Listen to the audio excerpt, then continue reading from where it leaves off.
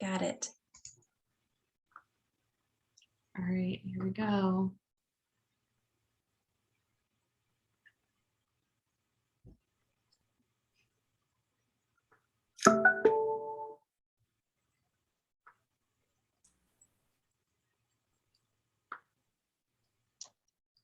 Hello, everyone. Hello. Welcome. Hello. Good evening. So excited. All right. Give everyone just a couple more minutes here to join. A few people popping in here. So how's everybody doing tonight? Doing great. How are you? Good. Doing great. Excited to talk about cats. Believe it or not, I don't know a lot about cats. So Dr. Alsad is going to really blow us away today. Blow me away, at least. All right.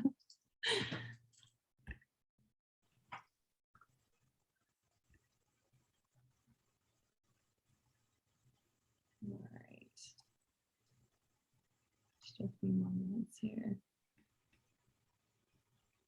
How many of you have cats? Can you use the raise hand feature if you have a cat or have had a cat in the past?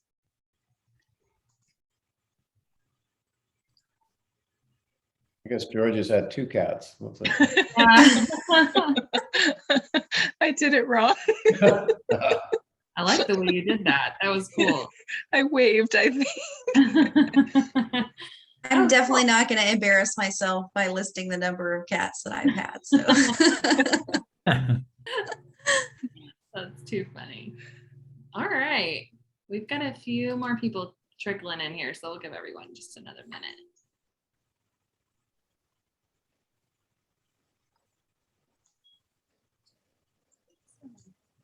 All right, well, let's kick this off. My name is Kristen Jones. I'm the Director of Operations here at AskVet, and we are really excited to chat today about cat happiness and cat behaviors. Thank you all for joining this evening with us. You feel free to turn on your video if you'd like. You're not obligated to. We do this in Zoom because we like to see everyone's faces if we can, and just know who we're talking to, but it is definitely not an obligation. And as we go through the webinar tonight, if you have questions or if you want to contribute any thoughts, there is a chat box at the bottom of your Zoom screen. Feel free to use that to communicate with us. Or if you'd like to talk out loud, feel free to raise your hand like we just practiced, and we will definitely get to you and answer any questions that you might have. So with that being said, I am going to introduce you to Dr. Chrissy Alstad. She is one of my favorite people and is our Director of Veterinary Operations at AskVet as well. And I'm going to hand it over to her to kick us off. thank you, Kristen, and thank you guys for joining us tonight. We did this topic last week on dogs and really wanted to be sure that we covered cats as well, because a lot of these topics are things that we really don't get to spend enough time talking about during a vet visit, and super important to our cats. So I'd like to kick this off with a little poll. And then we just practiced our little poll taking. So you can use the little icons down in the bottom to vote here for which one you think is smarter, cats or dogs. And I thought we might have a little bit of a biased audience, but you never know here. We've got 3 cats so far. So how do I pick dog or cat? You can go into your reactions on Zoom, Yep. Peter, and then Yep. there's 3 little dots and you can choose one from there. There you go. All right. So I'll be Who do I think is honest. smarter? There you go. I think cats are smart. Yeah, I'll be honest. This is a little bit of a trick question here, because despite this being an age-old question, we don't really have definitive proof of the right answer. There have been plenty of studies done who support cats versus dogs.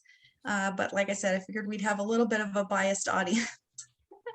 Yep, Jay's definitely a dog owner. Yeah. So I don't know. That's just in me. my experience, I've had both dogs and cats all my life. Definitely seems to depend on the individual more than dog versus cat.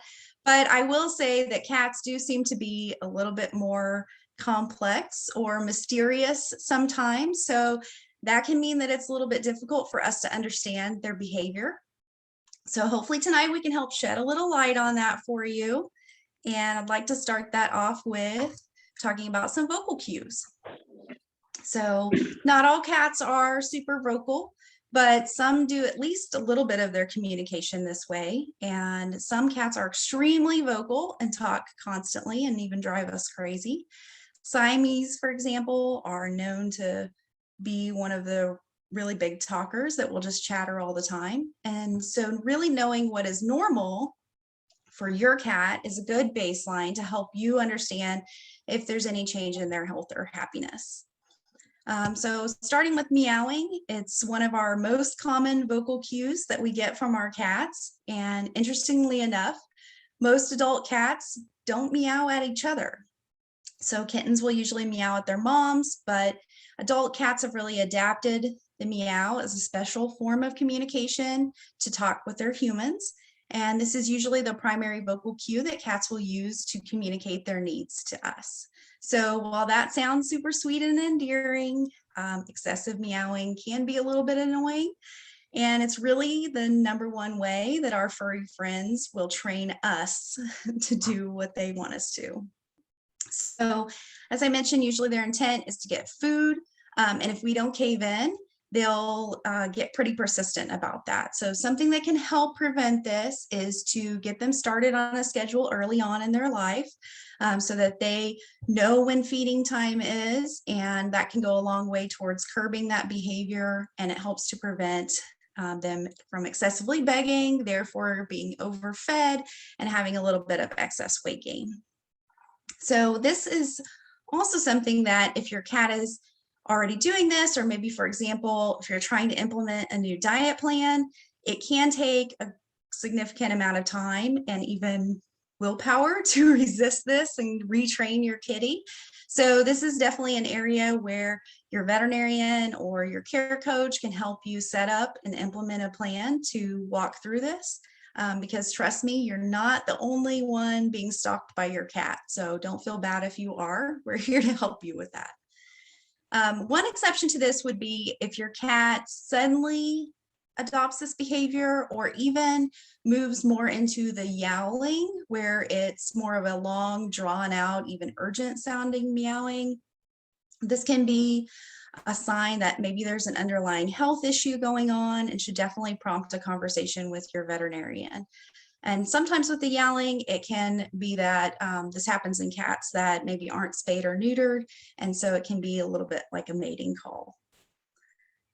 For purring, most of the time, this is indicating happiness, especially if it's combined with a relaxed body language, or if your cat is rubbing on you or giving you little headbutts. This is a good way of them. They like to mark their territory and claim they're human. And this is kind of the way of saying, I love you.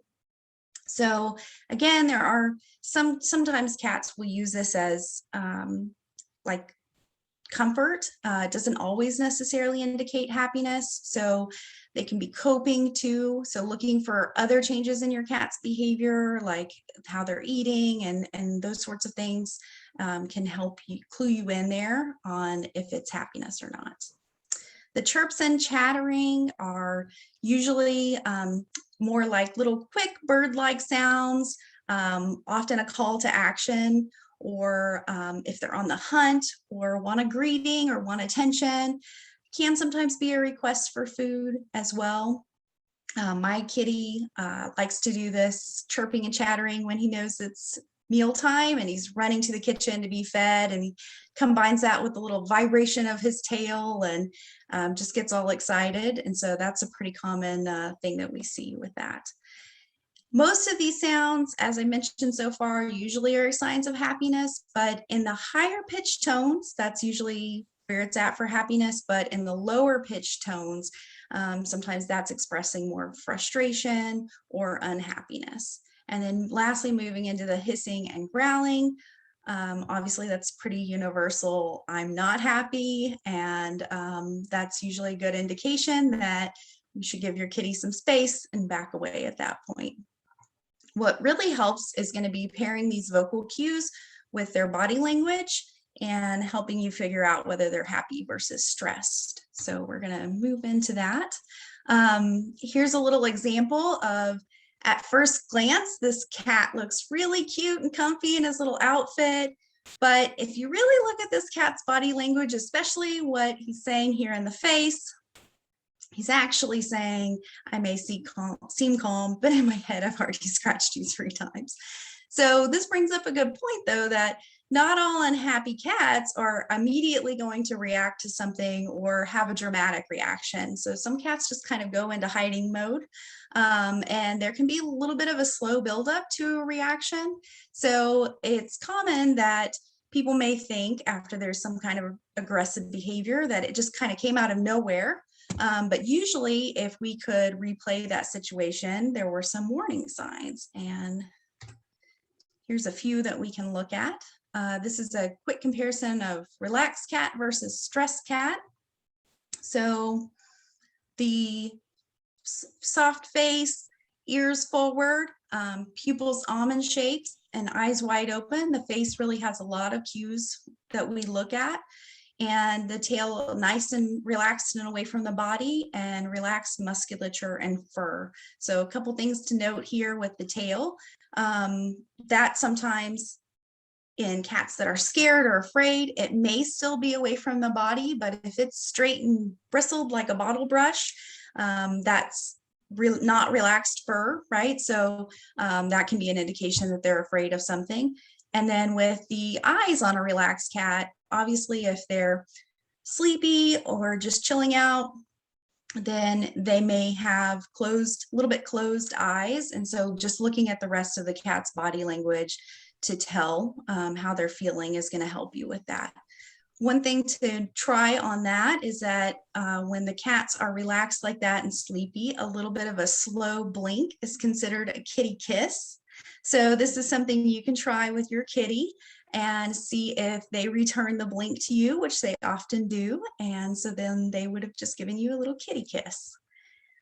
For our stressed cat, obviously the hissing that we talked about is pretty obvious, but usually this will start with the muscle tension, or maybe even in the face where the lips just start to draw back a little bit, ears change position a little.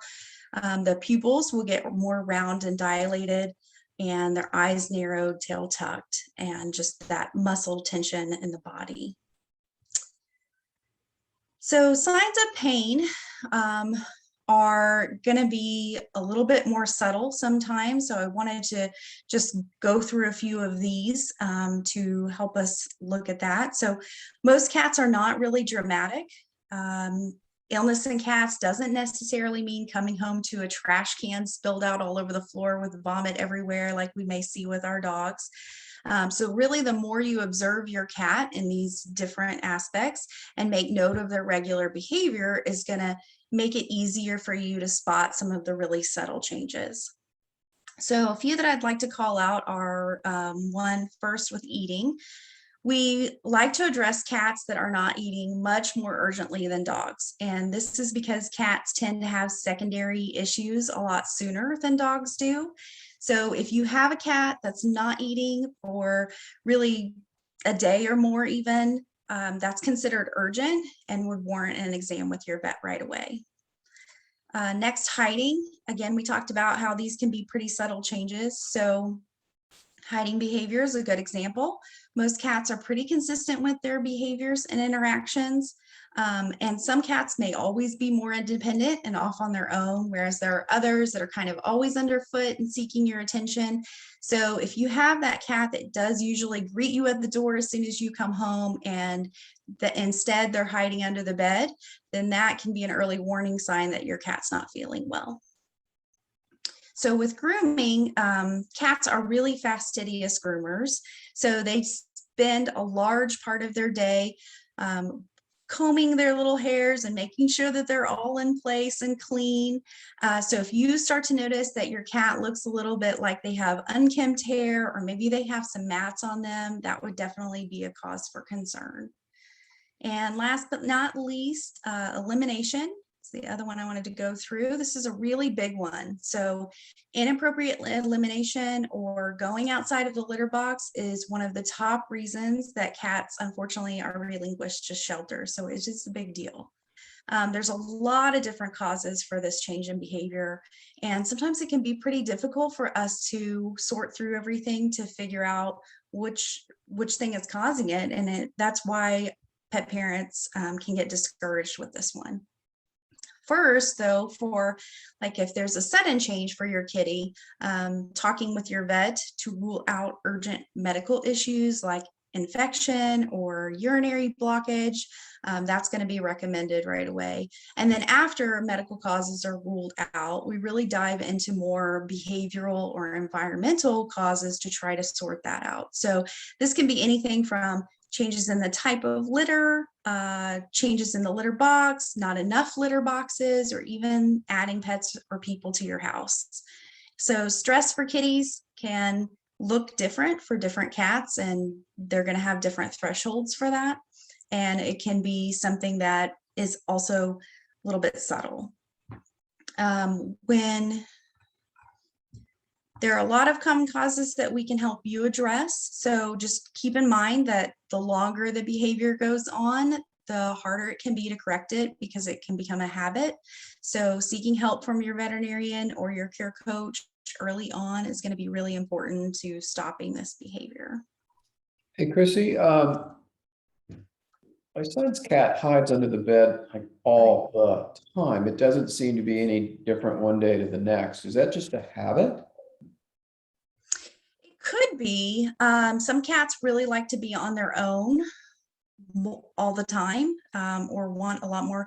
But sometimes if there's other cats in the house or other dogs in the house, that can be something that's their way of coping with the stress, is hiding.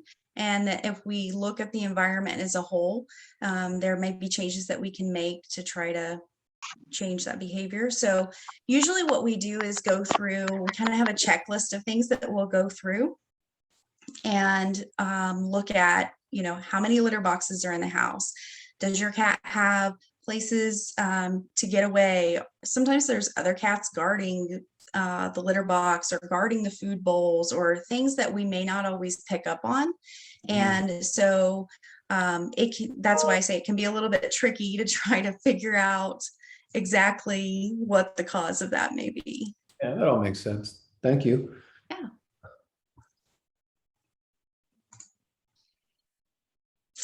All right.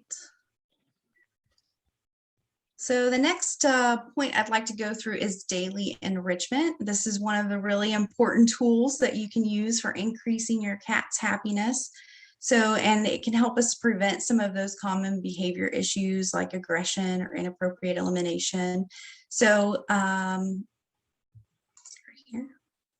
it is a lot more than just toys, though. So a good rule of thumb is to give an indoor cat at least 2 daily sessions of play, anywhere from about 15 to 20 minutes. But that's going to change a little bit with your cat's age and individual preferences. So reading their body language and vocal cues can help clue you in about how they want to spend their time. Peter, as in your case, some cats need more alone time, and some cats need more social touch, petting, cuddling. Yeah. So as you can see here, the goal is to offer them really different experiences to help stimulate them both mentally and socially and engage all of their senses. So we want to think about everything from what they eat to what they smell, what they see, and how they interact with you. Having time to cuddle with you is important for some cats, but not all. And some cats really like brushing or spending time outdoors, but obviously not every cat is going to want to go out on a harness. We are going to have an upcoming webinar next week on Thursday with Dr. Marks, where she's going to dive into a lot more of the specifics of cat enrichment and setting up your cat's kingdom. So be sure to tune in with us next week for that. But meanwhile, these are all areas where your vets and your care coaches can help create personalized plans to immediately elevate your cat's enrichment. And the last point I'd like to go through is nutrition. It's really a critical part of keeping your cat happy and healthy. And it's becoming more and more difficult to navigate the pet food aisle because there's so many choices out there. So the canned food versus the dry food is the main point I wanted to address here today. And that's really with that cats are carnivores. So their bodies are designed to run on high protein, low carbohydrate diets, and canned food really does that the best, which leads to, of course, stronger kitties and less excess fat. So canned food is extremely high in water content, which is really good for their hydration. It also means that the calories per volume is lower for them. So again, that helps prevent weight gain. And my personal favorite benefit of feeding canned food is that it offers a built-in portion control. So I have 2 kitties and they split one of the larger 5-ounce cans twice a day. So it makes it super easy to maintain their portion control, make sure that they stay at their ideal weight. And I know for some pet parents, feeding canned isn't ideal for their schedule. It can be a little bit hard to always be there right when the kitty's hungry. So if you still need to incorporate dry food in your kitty's diet, the best way to do that is to use a timed feeder so that it's still portion control that's built in.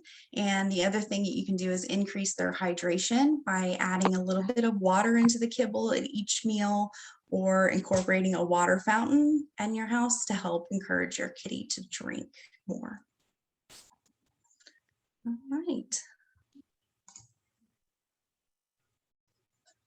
So does anyone have any questions? Any additional questions? Yes, Dr. Allstott, Yes. I'm about to make a pretty major move and my cat has never moved before, and I'm worried about making sure that she's okay during that move. Yeah, that's a great question. Are you going to be in the car for a long trip? No, I mean, Okay, she'll just be in the changing car about houses. 45 minutes or so. Okay, all right. Yeah, sometimes that the long travel during a move is a even more stressful part of that. So I wanted to check on that. But a couple of things that I would recommend for you to do for that is to, before you move anything, before you move your kitty, go set up the new space for your kitty at the new house and take some of their toys that they're already familiar with so that their scent is there. Also take a litter pan, get everything set up there. We do have, let me go back to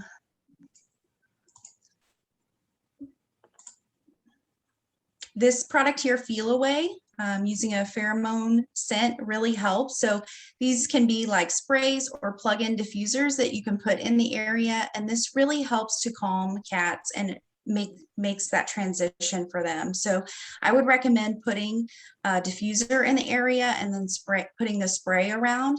Another thing that I'd like to recommend with that is using a cat litter called Cat Attract and putting that in the litter pan, because it really does a great job of drawing the cat to the litter pan so that we can make sure at the new place that they know where to go and we don't start out with any inappropriate elimination problems from right immediately. Okay, so for that Cat Attract, can you just get that at like a regular pet store? Is that something that has to be specialty ordered? No, it's available at any pet store or for online order at most retailers. Thank you, I appreciate it. Yeah, you're welcome. That was a great question. Any other questions? All right. I am going to put a link in the chat right now. And this link is for your submission to win a Kong toy for your cat. And give me just a second here. Had it and then I copied the link. Here we go. All right, so while you guys are filling this out, I just put it in the chat box. I'm going to share with you a little bit about our Clubhouse. If you're not already a Clubhouse member, our Clubhouse is a place where pet lovers, just like you guys, can come in and ask these types of questions. Jesse, like the one you asked about moving with your cat. I'm sure there are other cat owners who have gone through this and would love to share their advice and tips with you as well, and how those things worked out for them. You can join, anyone can join the Clubhouse. It's free to join. We also have experts moderating the Clubhouse. So we will make sure that any advice you're getting is sound advice, and also offer you some exclusive webinars and things that you'll only get by being part of the Clubhouse. The next slide talks a little bit more about our AskVet membership. So the Clubhouse is free for anyone. Our AskVet app is available on Android and iOS. And to become a member, you'll just download the app and fill out some information, and it will take you into our member experience, where you'll get a welcome kit just for joining and being part of our membership, part of the AskVet family. In your welcome kit, you'll get a Kong toy for your cat, as well as some diagnostics and other little swag things for you. You also get a free membership to Pet Care X. So things like this Cat Attract, prescriptions, toys, food, etc., is all available on Pet Care X. Normally it's a $99 fee annually, but you guys get it for free with your AskVet membership. And then you'll also have the rainy day fund, which is my favorite thing to talk about. But we also offer up to $1,000 for any ER visits that you might have. If you get referred by one of our veterinarians, we'll help you cover that ER bill. And you also get a care coach. So I don't know if you all can see Georgia Duncan on the call. This is one of my care coaches on our team. She's amazing, and she is one of the people who will help put together that specialized personal care plan for your pet. For any issues that you're going through, any ways you want to help enrich their lives, she's there to help support that. And then lastly, but absolutely not least, you have 24/7 access to our team of exceptionally talented veterinarians from across the US. And you can literally chat with them any time of day, and they're always extremely helpful. So do you guys have any questions for us? Oh, and the Felloway, thank you, Tammy. Felloway is also available through Pet Care RX. So I know Chrissy mentioned that for you, Jesse, as well. Thank you. You bet. All right, well, it was a pleasure to spend time with you guys this evening. Don't forget to fill out that form for your chance to win a Kong cat toy. And if you guys come up with any other questions, you can reach out to us through the app, and we'd be happy to help support you, or in the Clubhouse. Thank you guys. Have a good night. Thank you so Thank much. you, Dr. Alstott. Thanks. Thank you, Dr. Alstott. That was amazing. Learned a ton. You're welcome. Thank you. Thank you. Good evening. Bye. Goodbye. Bye. Thank you.